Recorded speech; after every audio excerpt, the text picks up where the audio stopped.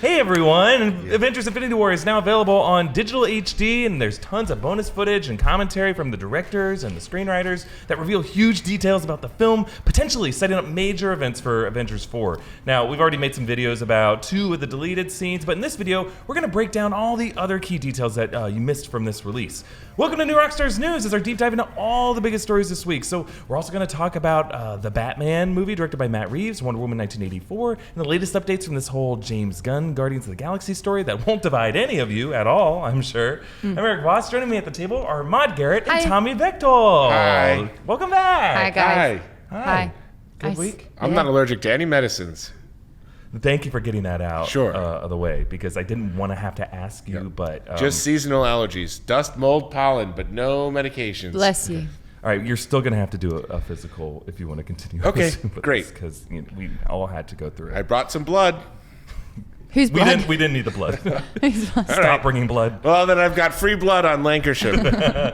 Well, let's dive into this, guys. It's our top story, the release of Avengers Infinity War, currently on digital HD, soon on Blu-ray. Now, this release includes a fascinating set of deleted footage and filmmakers' commentary that we have reviewed for you. And let's run down the big reveals that kind of change the way we look at this movie and possibly next year's follow-up, Avengers 4. Title still unknown. Now, the first major reveal was the nature of the Infinity Stones. As discussed in the commentary by the director and the writers, they explained that the Reality Stone wouldn't be enough for Thanos to redefine reality so that half of existence was just gone with that one stone alone. All 6 are needed to do something of that magnitude, but that the Reality Stone's power in this movie is that it can create temporary illusions. I know that's kind of a question. That's it. Reality, and then that's just all you can get. I love it. It's like there's infinite possibilities, but we have to put parameters and boundaries on it real quick. Yeah. Right, you can become ribbon. Your blast can be turned into bubbles. Oh yeah, and it can show like TiVo home movies. But technically, technically, that's not an illusion. That is literally a remanipulation. Yeah. Well, okay, fine. No. It's like it's changing your current perception of reality, which I guess is a power that is interesting. It's just unfortunate, like so many of the other Infinity Stones, we got to see their powers in different cool ways. So this one just kind of felt like, and this, and I guess it appeared in Thor: The Dark World. But oh look, a goose. Yeah, that's yeah. Jim Kerr. Actually, and I think this kind of gets to the next point, is that the screenwriter said that 6 Infinity Stones was a really challenging number of MacGuffins for one movie, and the way they got around it, and I think there's actually a really clever way to structure it in the story, is by linking the Time Stone and the Mind Stone with the characters, so that like your focus on that MacGuffin of the Mind Stone is just thinking about Vision's safety, and the same with Doctor Strange with the Time Stone. And then with the Power Stone, they completely decided to cut the Xandar sequence that would have given Thanos the Power Stone, because at the end of the day, it would have been redundant with how he got the Reality Stone, where they just kind of show him in the middle of the battle. He's already got it. We would have had basically 2 movies like that where the Guardians show up after the battle. So I think that was like a smart way to do it. They start the movie in the middle of things. That's what they say. That's the secret to good storytelling, right? Start in the middle. Start in the middle. Best way to eat a Who said sandwich that? too. Huh? Who said that? Who said that? Yeah. A.A. Milne. Yep. Got author of the hit film Christopher Robin, in theaters now. Did A.A. Milne say that? Did you? I believe you. It's I don't know. Challenge. Comment below. This is an interesting detail about Infinity Stones. If you look closely in the opening fight with Thanos and Hulk, you can see that Thanos isn't using the Infinity Stone when he beats down Hulk. Russo actually called Thanos the Genghis Khan of the Marvel Universe. I kind of like that description. He's a conqueror of worlds and a more polished fighter than any of the Avengers would be. So it makes sense that he wouldn't need this special power. It's helpful to see him as this savage brute in these opening moments, the guy who can bring down the Hulk. How do these details change the way you look at Thanos? I mean, I think it just solidifies more and more that this wasn't an Avengers movie, this was a Thanos movie, and that it's fleshed out his character so much more, and that it was able to kind of provide even more layers, I guess, with him and trying to understand him a little bit more. With a movie like that, with so many characters, with so many possibilities, with so many, in unlimited confines of what these stones can potentially do, I think it was kind of nice to just be like, oop, don't get too carried away. Like people are talking about, I think it was Stephen Colbert brought up, well, why didn't Thanos just, instead of, halving the population, double the resources? And these are really legitimate and, fair questions. And I think they're like, great question. Let's explain why and how, and like cause more explanations. Were any of these things sort of necessary, knowing it when watching the movie? No, I think they did a good job in kind of like trimming the fat. But it's this thing where it's like, if you keep digging, you'll keep getting more and more answers. And I love that the Russo brothers have got them. Yeah, they've done the research. I agree completely with what you just said, Maude. I think like the best bonus features on a movie are when you realize that they're completely unnecessary. Like they're fun to know, but you did not need them at all. Like that's a sign that the film was well done in the first place. Yeah, and I think when you look at like Thanos' journey in this movie, and this is something that Joe Russo has said, they mapped out the hero's journey in this movie on Thanos' character arc. Like the story beats of the whole movie are Thanos' heroic beats, if you consider him a hero, I guess, in this version. And I do. Of it. And you do. You've been trying to snap I call away him Daddy half Than Than. I love my Daddy Than. Did you start the Thanos thick meme? Yeah, was all you? That was me. Yeah, I start all the thick memes. If everyone's thick, no one is, Tommy. That's true. Thanos? That was a damn Daniel meme. Yeah, I got it. I don't know if it was great. Is that so? I said it and I didn't believe kids? Did they graduate? Yeah. The damn Daniel kids? Can we get a where Can are they someone now? check the if you're watching, call apartment? Yeah. Daniel's apartment. Oh God, that's Damn, dark. the cops are like, damn, Damn, Daniel. Damn, Daniel. What happened here? It was the shoes. taken away in the van. Shoes. All the shoes. All right, a second big detail revealed in the commentary concerned how Thanos knew who Tony Stark was. That was a question that we were kind of struggling with. That a lot of you guys were asking: was it the Reality Stone or was it the Soul Stone that kind of gave him insight to read his mind or something? Well, according to the filmmakers, Thanos and Tony share an intellect and a futurist mindset. They're kind of like like-minded people, and they're both used to being kind of the smartest ones in the room. Which, when you rewatch this, it's like, yeah, that totally makes sense. So Thanos being aware of Tony Stark as the guy who thwarted his Battle the New York plan. Remember in the first Avengers, he saw this guy, this Iron Man figure, throwing a nuke at the Chitauri army through the wormhole, and that's not something you forget. Yeah. That's something that's kind of like, respect. Like, this guy was able to like really strike a blow at me, and I'm not going to forget this guy. So he's kind of been keeping tabs on him, and that's why when we see him on Titan, Thanos continues to beat Stark to death, even though, remember, killing Stark wouldn't necessarily give him an Infinity Stone in that moment. He recognizes the parallelism between them and sees him as a true threat. So what do you guys think of these similarities between Thanos and Iron Man? Does that set up Iron Man as going to be like maybe the true hero who will bring down Thanos in the final step? I think it sets up Iron Man to actually be one of the few permanent deaths in the fourth movie. Wow. Yeah. I see that. I think it, and probably the one who ends up defeating Thanos, but dies in the process. Right. The ultimate sign of sacrifice. Sacrifice yourself to save everyone. Yeah, like Jesus. Whoa. What do you call Iron Man like Thought of that.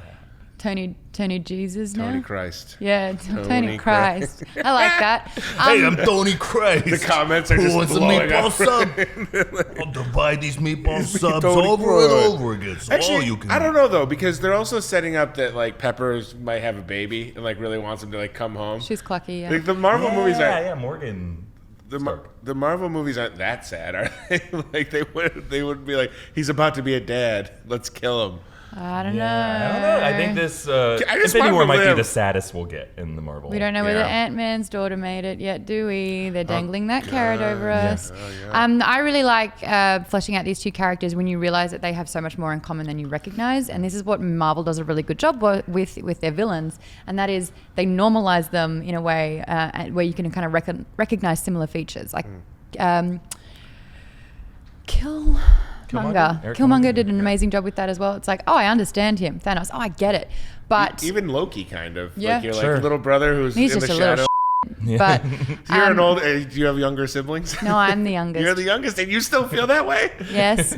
But I do really like the fact that, Tony Stark is hyper intelligent and a really, really smart thing to do. Like, obviously, knowledge is power. And the more you learn about your enemy, the more power you have over them. And I think that this literally came to a head He's holding his head. Oh, he's petting him. in this particular moment where it was Oh, like, cute little guy. I don't know. I liked this moment between them. Yeah, and if you think like the Marvel characters have the Marvel characters in the comics, the villains, their motivations are often pretty one-dimensional. Like Thanos, as this whole idea of like, why didn't Thanos double the resources? Like, well, because in the original comics, they didn't think that, you know, these movies would be made into like analyzed and dissected movies that were Just actors cause. would need to- It's just like, here's an interesting thing that might sell a lot of comic issues. That's what he wants to do.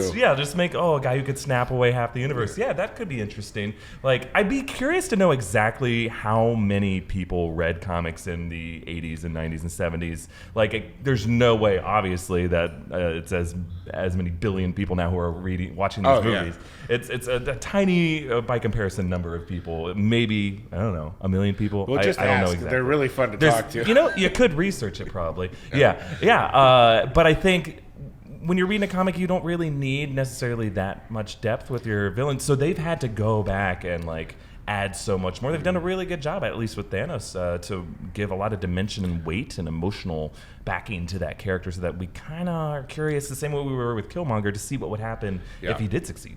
My thing is as well, this isn't the first time we've had a Marvel villain want to wipe out to start again. That was Ultron's entire point. Destroy it, and then we can, the Phoenix effect. We can be reborn from like the ashes. Mm-hmm. So that makes sense. Like less is more. I don't think they're like, hey, let's overpopulate everything. And I kind of understand that the planet size, the mass, all of that is not going to expand as well. I mean, he probably can do that with the Infinity Stones, but it's like, yeah, if the Earth is going to stay the same size and then you just double everything, then that would collapse as well. Yeah, eventually they're going to make their way back up to that overpopulation. So there'd be so many Pizza Huts. There'd just be so many Pizza Impossible. Huts. There's impossible to have too many pizzas. Well, another cool detail that came out is the filmmakers also weighed in on how they chose which heroes would fade in Thanos' snap at the end of the movie. They said that for them, it was a matter of identifying which heroes they wanted to play an active role in the final installment, and then after that, identifying which foil characters whose deaths would deliver the strongest emotional gut punch to them. So, for example, in terms of Cap's story arc, so much of his journey has been defined by Bucky, right? Do you know which one I cried over? Do you know which fizzle out got me the hardest? Groot? Yeah. Groot was it for me, too. Yeah.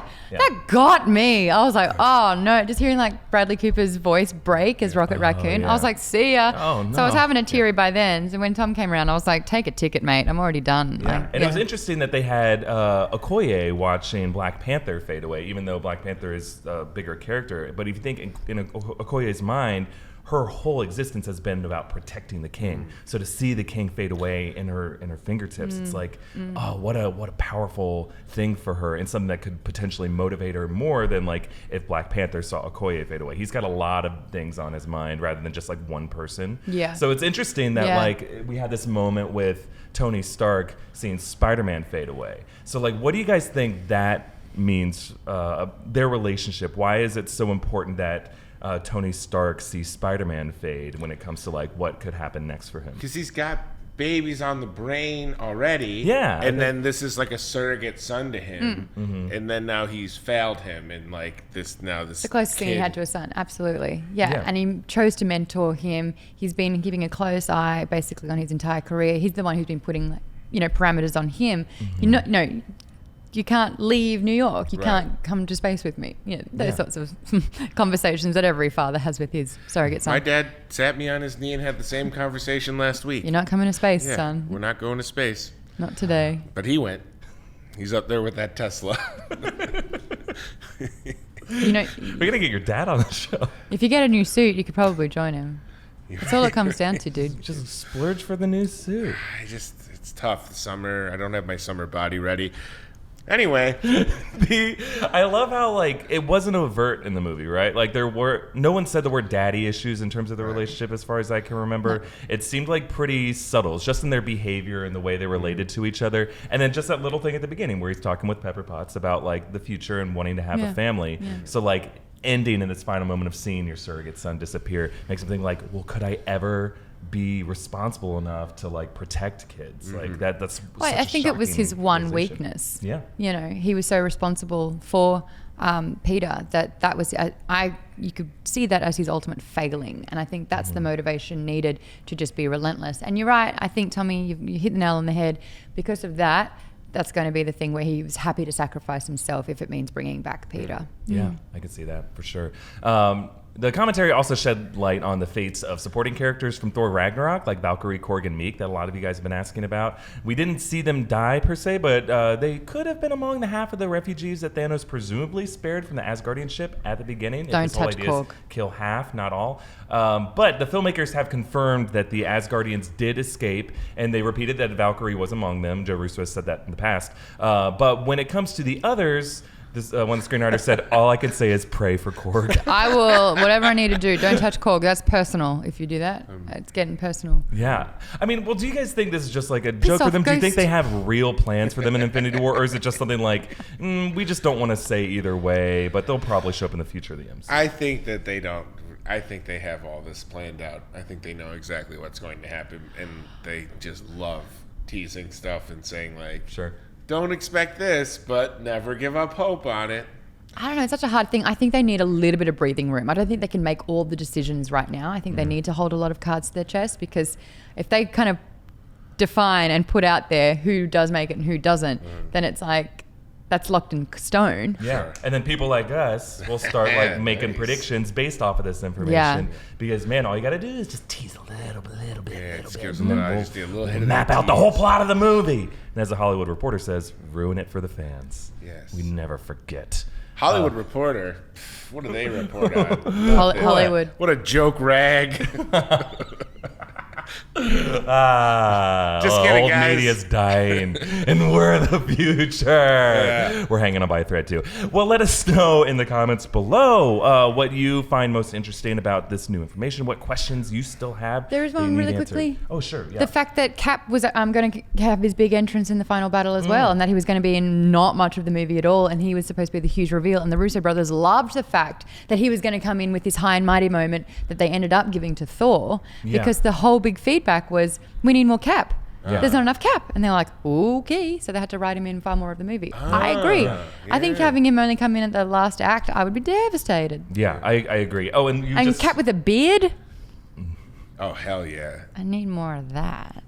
Thick cap. thick cat.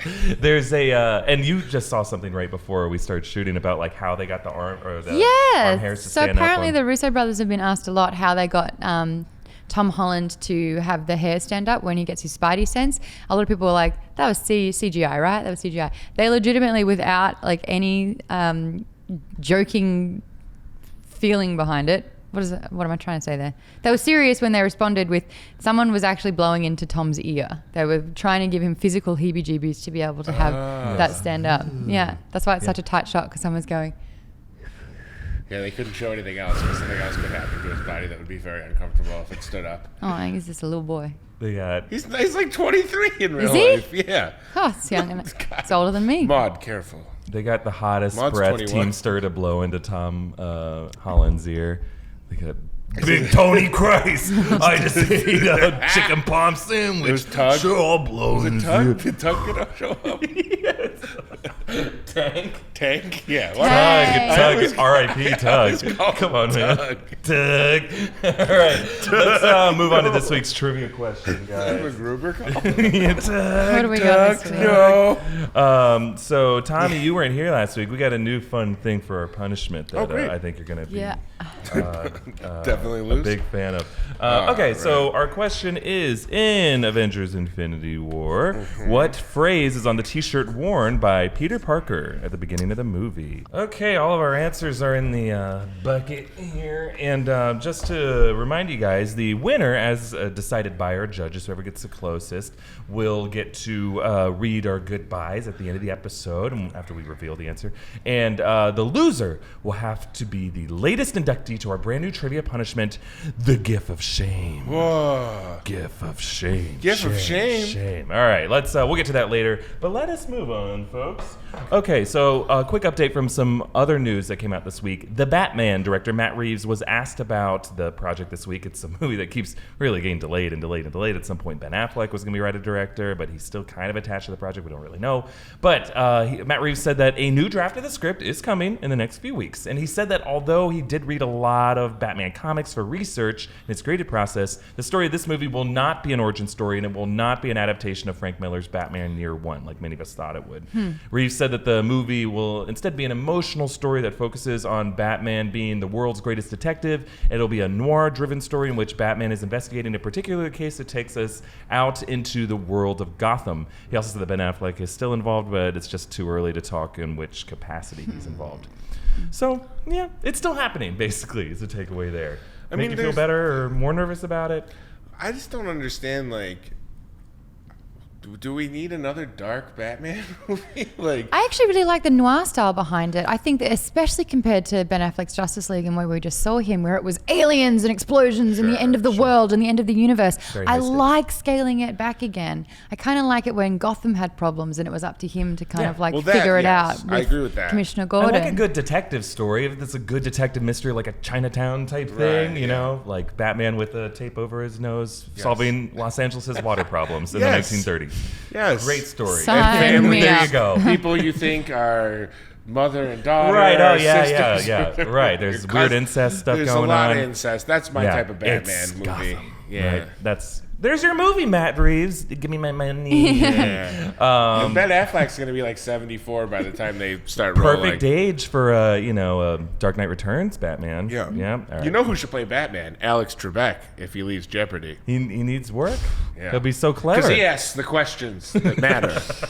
He's quite the detective. You got to respond with the questions. He gives the answers. Not he the asks the answers. What is Batman? Who is Batman?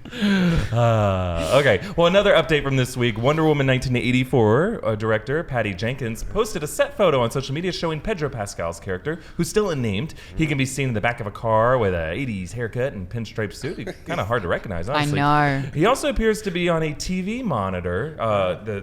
That's the frame of this is within a TV monitor, which looks like it could be one of those TV screens that Diana sees in that other set photo that Jenkins released. It's all connected. There is some speculation that Pascal could be playing Maxwell Lord. He's a businessman who funded the Justice League in the comics. He later becomes like a villain with mind-controlling powers, and Diana has to kill him in order to free Superman from his mental grip. That's just speculation. There's not many clues. It's just like, oh, he looks rich. It could be him. Yeah. And it's a character who we haven't seen before. And last week we actually learned that joining the cast will be Gabriella Wilde, Ravi Patel, and Natasha Rothwell from Insecure. She's like my favorite part of that show. Oh, so cool. Looks like we had a good-looking cast here. When are we? You just planted a seed by saying that Diana had to save Superman. Henry Cavill and Gal Gadot. When are we getting that happening? And throw in a little bit of triangle action with Steve Rogers. Or like in real life, in our world? No, in the movie. But what if it happens in our world too, and then everyone can be married, and they can be heroes? Gal Gadot's like already married, and I think she's got 2 kids. Well, Who's already married? I don't. Henry care. Cavill's single though. Yeah. Is he? So is Chris Pine. Hang on, Did I say gotta Chris check Pine my or did I say Chris Mine? Sorry, I'm a bit thirsty. Yeah. Happy Friday. Happy Friday. Okay, well, Happy Friday or Happy My Day. Okay, I'm done. Oh my God. No, please Keeps go. going. This is great. I think you have more in you. Huh? Let's go. I'm not going on with where I Well, bringing the jokes to a screeching halt here, we want to update you on this James Gunn story. And yeah, it's hard to talk about this on this channel because we typically avoid controversial subjects like a plague, especially where tensions are so hot and there's, you're all very divided on it. But these are figures of movies that are important to you guys. And we want to know what happens with Guardians of the Galaxy Volume 3. So here's a quick update that happened. The full cast of Guardians of the Galaxy posted an open letter in defense of director James Gunn, whom, remember, Disney fired 2 weeks ago after several of Gunn's old tweets went around. He had made some pretty obscene jokes relating to issues like rape and pedophilia, and despite apologizing for them long before this blew up, and he really ceased his behavior before it came to be controversial again, some online political enemies of Gunn dug them up and spread them around, trying to get him fired, and Disney caved to that pressure, and they fired Gunn, which some of you agreed with that decision, some of you don't. They fired Gunn. Yeah, they fired that Gunn.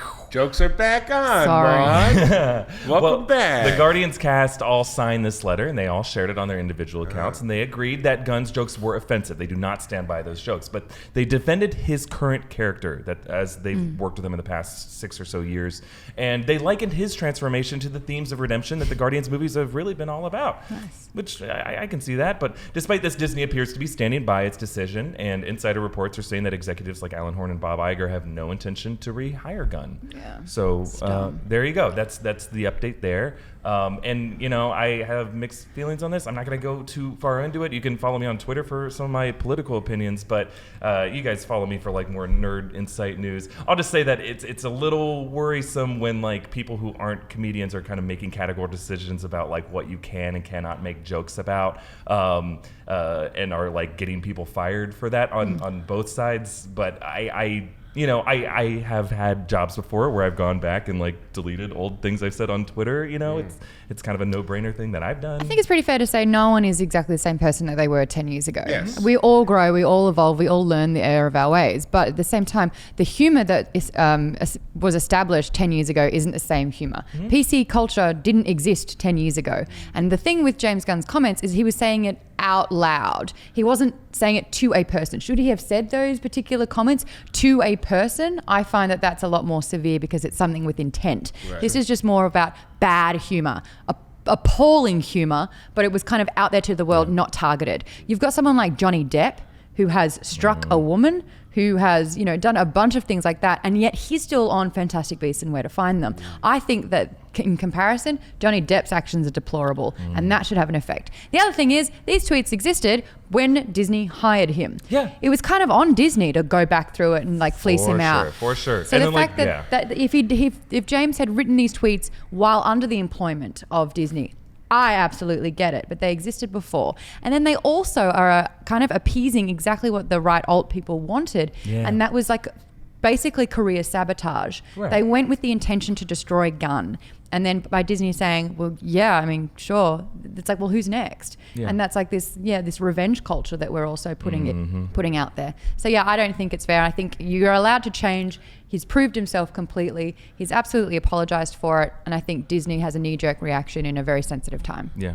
And I think they were under pressure, I think, from the other side, where it's like, well, you fired Roseanne Barr from her show. It's not an I think eye for there's an eye. a world of difference between like I think being that's- unapologetic and repeatedly being warned. She and wasn't saying these joking things. either. And she wasn't joking. She puts out conspiracy theories that she believes that are dangerous to all of us. This is not just like people targeting She was liberals. It's like insulting a person, there's people in these conspiracy theories who show up to the White House with guns But she because was they're so doing it- crazy. And she amplifies it willingly because she believes it. That's not safe. But she's doing That's it in this dangerous. current climate as Yeah, well. This isn't right. something she used to do 10 years ago, and now Right. she's changed and she's flourished and she's embarrassed about that. She's perpetuating it to this day. Yeah. And if you want my opinion, I will be at the Burgundy Room in Hollywood tonight from 9 p.m. to 2 a.m. and I will tell you all about this privately. Super subtle. I and respect that's that. a completely respectable to keep your opinions private. And whatever ends up happening with James Gunn, this guy's within many circles a martyr who they'll go watch whatever movie he makes next. He's still super talented, and he has lots of options.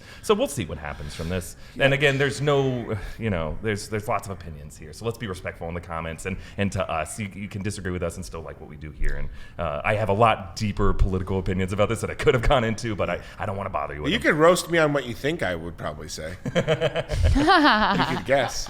He's got a neck beard. He loves James Gunn. Let's move on to the lightning round this week. You guys tweeted some questions. Oh, yeah. I'm going to fire them at my co-hosts, and they have to answer them as quickly and without hesitation as possible. Okay. Are we ready? Hang on.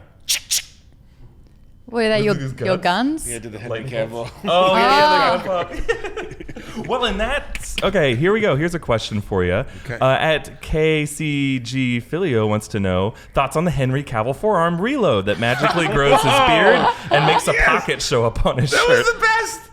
Yes, this is the craziest scene I've ever seen.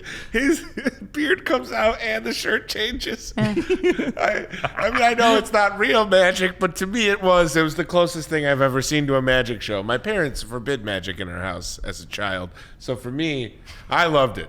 Yeah, it was so great. Yeah. And I love that that's become a thing now. It's so fun. It's his Wakanda forever. He already he's already getting harassed about it and doesn't want to do it. Yeah. He's like, the movie's been out for under a week and he's like, no. Am I still loading my arms? Also, on? it's not really anything. He just goes, he goes like, I love it. I mean, it's Straightens out his cool. shirt. Okay, fine. Look, He's got a beard. I'm also turned you on seen by Henry it. Cavill's But beard? God, Maude. Here we Yo. go. Joldsworth wants to know, what type of droid would you be in the Star Wars universe? Oh, probably a protocol droid. I don't know if I could be an astromech because I can't really fix things. I'm not hands-on, but I talk a lot. So there you go. I don't know if I'm fluent in over 6 million forms of communication. Two English and Australian, which is a different Yeah, mate. language. It's No, I can speak like a phrase in about 9 different languages. Eight, yeah. 7. What does Conversational in 9 languages is what I'm hearing. I learned a phrase that's an Cappuccino Australian de Mayo colloquialism and called "dibber daubers wear nappies." What? A friend lied to me. That's what that means. Different like stitches daubers or wear snitches get nappies? stitches. Got is it. the equivalent, but I Don't dibber dob. It sounded like she made it up, and now I think she No. made it up. Different Oh, daubers nappies. You wear- don't even say nappies, huh? Nappies is not I a don't know word. what a nappy oh, is. nappies and prams. A diaper? Gosh, guys. I guess I do speak a completely different language. Protocol droid. That's Kangaroo. And then there's 3 questions here, Woo. and I don't have prepared answers to any of them. So fire any one of them at me, and I'll give you pure, unfiltered honesty. All right, here's one from Cy Starks. He says, would you rather be stuck at giant size or that really awkward child size from Ant-Man and the Wasp for a week? That's a good For a week. Running For a- around okay, with a the week? Just a big week? jump. Okay, I could do either of those for a week, probably. I wouldn't want to be giant size. I don't think so. Yeah, Oh, you have a man. problem with tall people? I'm tall. Tank is tall. Tug is short.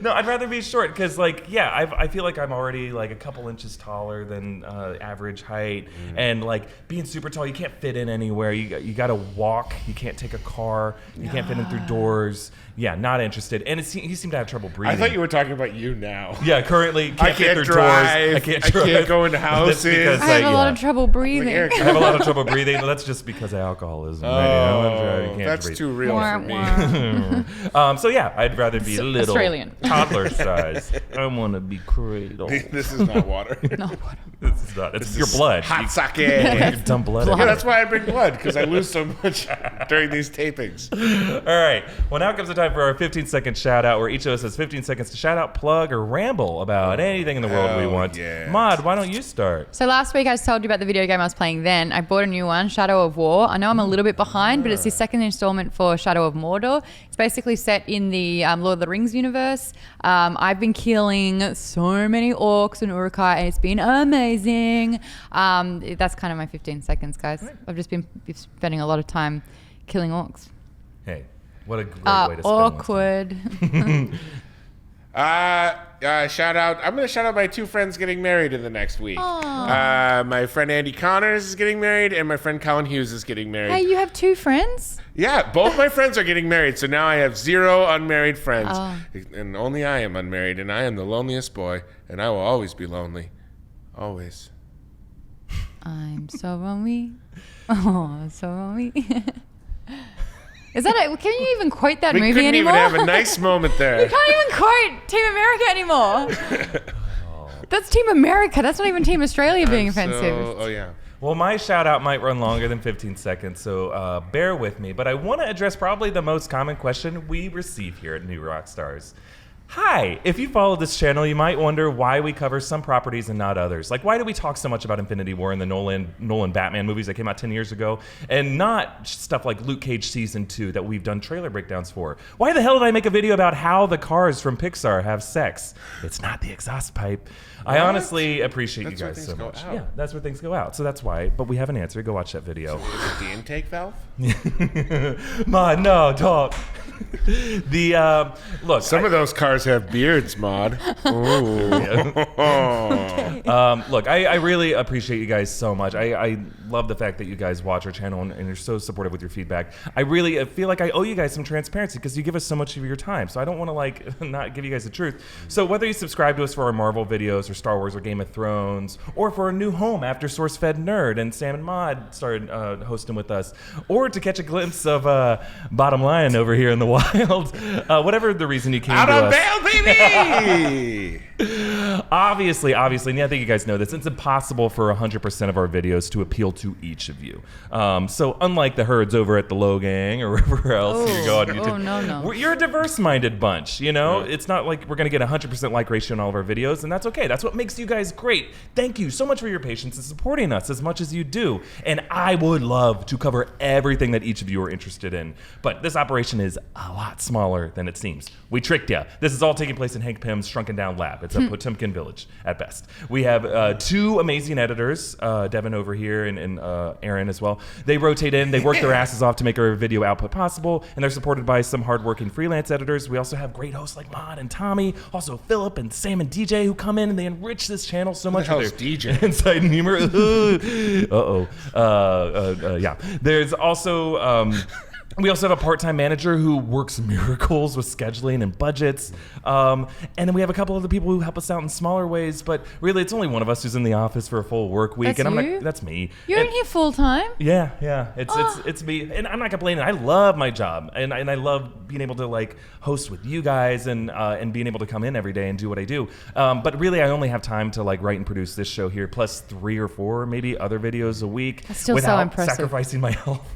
And I'm trying to just make sure all those videos are at the depth and production value that you guys deserve. Like I feel like that's what separates New Rockstars from the rest. We aim to put quality over quantity. We could just make 20 videos a week, but like they'd all be kind of crappy, so we don't want to do that. But in order to hit that sweet spot, I can't just make videos about whatever I want. I can't be selfish. I got to focus on the stuff that I'm into that's also hopefully something millions of people are desperately searching for on YouTube, according to the best research data that non-existent budgets can buy. So when we get stuck doing breakdowns of episode after episode of a niche TV series or a half-hour video about a TV season, a show that isn't a ratings Goliath like Game of Thrones, so pretty much anything that's not Game of Thrones, each of those videos cost us hundreds of dollars. I'm not kidding. Sometimes it's thousands of dollars, depending on how long the video is. And especially if this crazy YouTube adpocalypse randomly demonetizes our videos like they did with AMC and the Walking Dead videos, we lose all that money. It's not just like, oh, we took a hit. We lost that. Now, it would be great if we had a cash-burning parent company that could just subsidize all these kind of losses like some channels do. Good for them. That's not how our budget works. We have considered a 100% patron-funded model. That'd be great, but I don't own this company. That's above my pay grade. I don't make those decisions. Simply, right now, if our videos don't blow up, not just if they don't do well, if they don't blow up, we don't make money. We lose our jobs. Now, sometimes we can roll the dice with a one-off video about a big movie or a trailer that comes out, because sometimes there is a silent majority of fans who like crave that stuff. That's honestly how we started covering Pixar. Our Incredibles video blew up, and that also includes videos about Lightning McQueen's sex life. Go watch that video, another plug for that. So honestly, I want you guys to know I'm obsessed with Luke Cage and Westworld, Legion, Handmaid's Tale, and I'm sure The Gifted and Cloak and Dagger and all these other shows that you want us to break down are great. But it would just be nuts for us to spend our limited resources on niche content like that over movie franchises with massive global followings that allow this channel to even exist in the first place. So I'll never say never when it comes to a Luke Cage Season 2 video, but if we don't do one, or if we stop making videos about a TV show or a movie series that you really love, all the above reasons are why. It's not that I don't care. It's really we just don't have the time or resources to do everything as much as we would love to be able to do everything, be everything to everyone forever and ever. That's about 15 seconds, right? Nailed it. Yeah. Ding, ding, ding. Time in the parameters. Can I just say really quickly with my YouTube channel, my gosh, algorithms are so off. So apparently someone was like, oh, YouTube just unsubscribed me from Geek Bomb for no reason. And so I put the word out going, hey, if you're subscribed to Geek Bomb, do you just want to check if you're still subscribed? 50% of the people came back and said I had been unsubscribed. Oh, wow. I've just resubscribed again. I've lost thousands of subscribers from that. In fact, I went over 100,000. I'm about to dip back under after like 6 or 8 months after going over. Oh, wow. Yeah, they're just like, I'm seriously, someone clicked the Thanos click on my subscribers and half of them are disappearing. Yeah. So there's a lot of things that are outside of our control. And like, unfortunately, I hate having to play the numbers game because we just love creating content about stuff that we love. But like, to exist in the first place, we have to play the numbers game a little bit. And that's just the reality. But hopefully, it seems like you guys are kind of happy with what we've been doing. And if we just, feel free to tweet us, but just like, that's your reason why, if we don't cover something that you thought we would. Also, if you really find that there is a lack of like Cloak and Dagger breakdowns or your favorite niche show, think about doing it yourself. Hey. Yeah. Yes. And tweet us about it because like we're not against like giving you a shout out because we're part of a community here. Could we be want the to like 15 make stuff. seconds. Yeah, and maybe you could get a job working for us if it blows up. We don't have money to pay people, but maybe I don't know. And check out Thursdays when I'll be releasing my Puppy Dog Pal breakdown videos for all you Disney Junior fans out there. I'll be doing Puppy Dog Pals, the new Muppet Babies, and the Alphabet Kids. I feel like you are the one person that should not be doing children's television programming. I resent that, Maude. I'm Okay. great with kids. I'm just speaking Kids my love truth. me. Parents fear me. Yeah. Well, let's move on to our trivia answer here. So, just to remind us what the question was, it was like, what shirt is Peter Parker wearing at the beginning of Infinity War? So let's go down the line and see what we said. Okay, I have Maude. I have Eric's. And it says, to infinity and beyond. And then just so in case you didn't know, it has a line to the word infinity and says pun. Did you get it? Because it's a pun. Tommy said, or Thick T, I should say, said, impeach Trump, which are his words. That's Peter Parker's words, not mine. Don't put that on me. That's not Erik, that's not me, that's Tom Holland's choice. Yeah, who would have thought? It's an actor's choice. Very woke. Yeah, he's in that Cortez's district. Yeah. Eric says, I lost an election. Are you sure?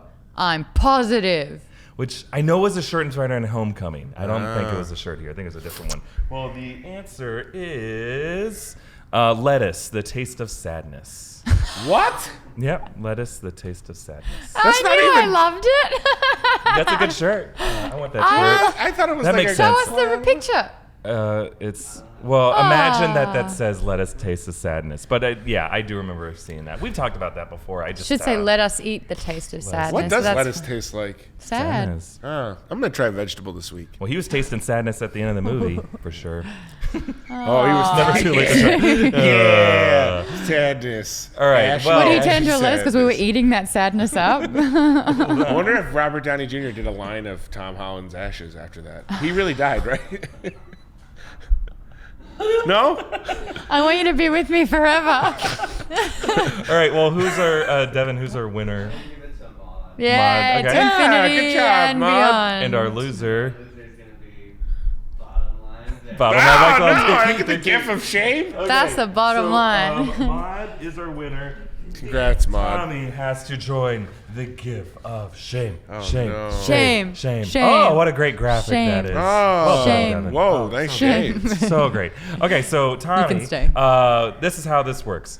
You have to draw a task or physical gesture from this container, and you must repeatedly make this motion throughout the end of the video while the goodbyes are happening. I'll chant shame at you, and later we will turn that into an animated GIF or GIF. I know one of you's like says GIF. it's pronounced GIF. I know the original creator pronounced said it was GIF. Jeff. We call it the Jeff of My shame. name's Jeff. It's pronounced Yenny. And we're gonna blast out that animated GIF on social media to shame you. I'm gonna blast you with losing. my GIF. Oh no, you I'm made gonna it get wrong. my GIF up in your face tonight. All right, How do you Tommy. load your gift guns? Oh, come on. Please don't be the truffle shuffle. Oh, that's gonna go in the bin. That's just going into Alright, so what do you childhood have to trauma. Pretend you're surrounded by butterflies made of chocolate and eat them. Oh, okay. That's your GIF. Is that what you would do if you were surrounded by butterflies made of chocolate? Yeah, You'd for eat sure, them? yeah. You wouldn't go, holy shit, Nikes. All right, so here we go. have to do and that then we'll now? jump to the. Yeah, you can start right now. You don't put Oh, it I'll dig it out What's later. that? Looks like a brown moth. Oh my god, it's a butterfly made of chocolate. Shame. Shame. Shame. Shame. Eat them Shame. properly. Eat them. You don't that use your really- hands. You can only use your mouth. Shame. Shame. Oh, it's a baby one. Shame. Oh my gosh, when you eat chocolate butterflies without hands, it looks like the Shame. final scene of Jurassic Park. Oh, King of the jungle. Am I What done was it? now? Yeah. Okay. When dinosaurs ruled the earth. All right. Thank you so much for watching. I'm the winner. Yay to infinity and beyond. Thanks for watching this week's episode of New Rockstars News. Hey, big shout out here to Erik Voss, EA Voss, if you want to check him out on social medias. I'm Maude Garrett, at Maude Garrett. And then we got Tommy, bottomline Bechtold here, at Tommy Bechtold. How are those chocolate butterflies, Bechtold? Tastes like larva. You Bechtold me, that's for sure. Beck told you so. Hey, if you really want to subscribe to Geek Bum as well, and if you haven't subscribed to New Rockstars, or if you thought you had subscribed and then YouTube unsubscribed you and you had no idea, make sure you just click those buttons again. That'd be real sweet. And comment down below, tweet this link, because we put up new videos every single Friday. So retweet it, share it around the internet.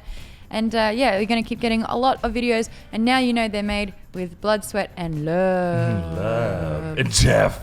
And Jeff. Oh my gosh, Jeff and Tank, they need to have a And conversation. twins. What? And twins. I love a good 2001 callback. What was that one? It's The a Coors beer Light ad commercial, yeah. from- I love Fritos at 4 a.m. and twins. I wasn't born. Dogs that love cats. Could you imagine pitching that now? So the whole point is there's two hot girls and they look alike. And they're